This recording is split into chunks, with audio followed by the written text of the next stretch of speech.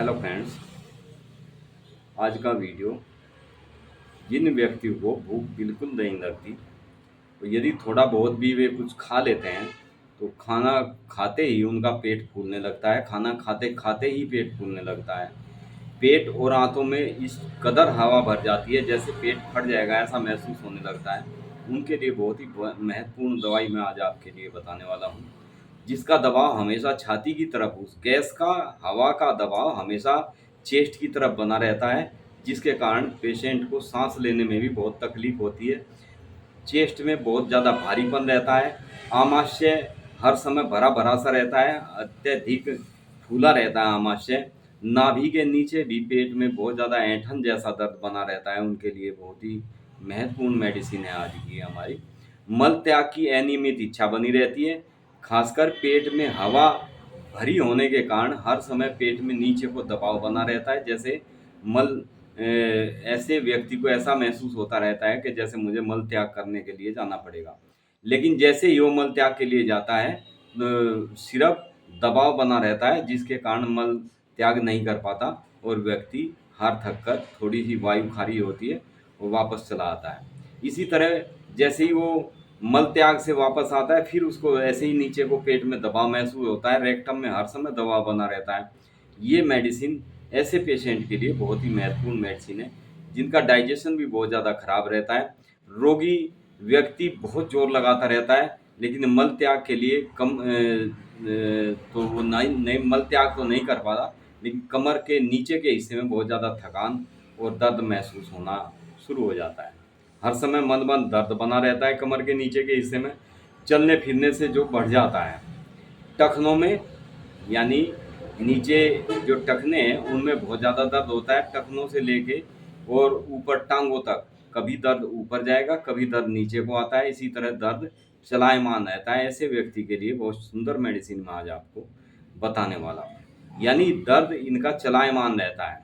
नींद ऐसे पेशेंट को बिल्कुल नहीं आती, और जो थोड़ी बहुत नींद आती भी है उसमें उसे बहुत ही भयंकर डरावने स्वप्न दिखाई देते हैं, जिसके कारण वो तुरंत उठ खड़ा होता है। यानी नींद जो थोड़ी बहुत आएगी तो डर की वजह से, भय की वजह से वो उठ जाता है।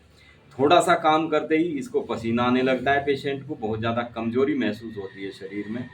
पैरों में से भी बहुत ज़्यादा दुर्गंधित इसको पसीना आता है। ज़रा सा जैसे काम करेगा तो इसको सबसे पहले सिर में पसीना आता है और कमजोरी बहुत ज़्यादा महसूस करता है। हाथ पैरों की उंगलियों के जो नाखून होते हैं इस पेशेंट के, वे भुरभुरे होते हैं, अपने आप ही झड़ने लगते हैं। जैसे ही नाखून बड़े होते हैं तो अपने आप ही वे टूटकर झड़ने लगते हैं, यानी भुरभुरे नाखून हो जाते हैं। छोटी छोटी बातों पर ये पेशेंट बहुत ज़्यादा चिंतित रहता है। हर समय एक तनावग्रस्त रहता है ये पेशेंट। कई बार आत्महत्या तक करने के विचार इसके मन में उमड़ते रहते हैं। ऐसे पेशेंट के लिए बहुत ही सुंदर मेडिसिन है ब्यूटिक एसिड। ब्यूटिक एसिड इस मेडिसिन की, यदि आप ऐसे पेशेंट को 2-3 डोज देने मात्र से ही पेशेंट में सुधार होना शुरू हो जाता है। कंटिन्यू कुछ समय तक यदि इस पेशेंट को आप दवाई देंगे तो ये पेशेंट बहुत जल्दी ठीक हो जाता है। उसके अंदर जो घबराहट बनी रहती है, पेट में गैस बहुत ज़्यादा बनती है, पेट में गैस नहीं बनेगी, भूख अच्छी तरह से लगने लगेगी। और जो पेट बार बार इसका फूलता है ज़रा सा कुछ खाने से ही, इसको डाइजेशन सही होगा तो इसका पेट फूलना बंद हो जाता है। पेशेंट में हर समय जो एक डर सा बना रहता है, इसको सिर दर्द, छोटी छोटी बातों पे इसको सिर दर्द हो जाता है। यदि जरा सी भी कोई बात इसको ऐसी महसूस हुई जो इसको के सामने नहीं होनी चाहिए, उसमें ये बहुत ही ज़्यादा परेशान हो जाता है, और उस परेशानी के कारण इसका सिर दर्द बढ़ता रहता है। सीढ़ियाँ चढ़ते समय व तेज चलते समय इसकी सांस फूल जाती है, यानी इसको बहुत ज़्यादा कमजोरी महसूस होती है इस पेशेंट को। तब आप ब्यूटिक एसिड मेडिसिन ऐसे पेशेंट को यदि देते हैं तो पेशेंट दिन प्रतिदिन रिकवर होना शुरू हो जाता है, बिल्कुल ठीक हो जाता है। बहुत ही जल्दी उसकी सारी व्याधियाँ दूर हो जाती है। इस मेडिसिन का उपयोग 30 पोटेंसी से ज़्यादा पावर में नहीं करना चाहिए पेशेंट के लिए। वैसे तो इसकी 3x पोटेंसी यदि आपको मिल जाती है तो उसके बहुत ही अच्छे रेस्पॉन्स मिलते हैं। अदरवाइज 30 पोटेंसी ऊपर मेडिसिन ना दें तो बहुत अच्छे रिजल्ट्स आपको देखने के लिए मिलेंगे। Thank you friends.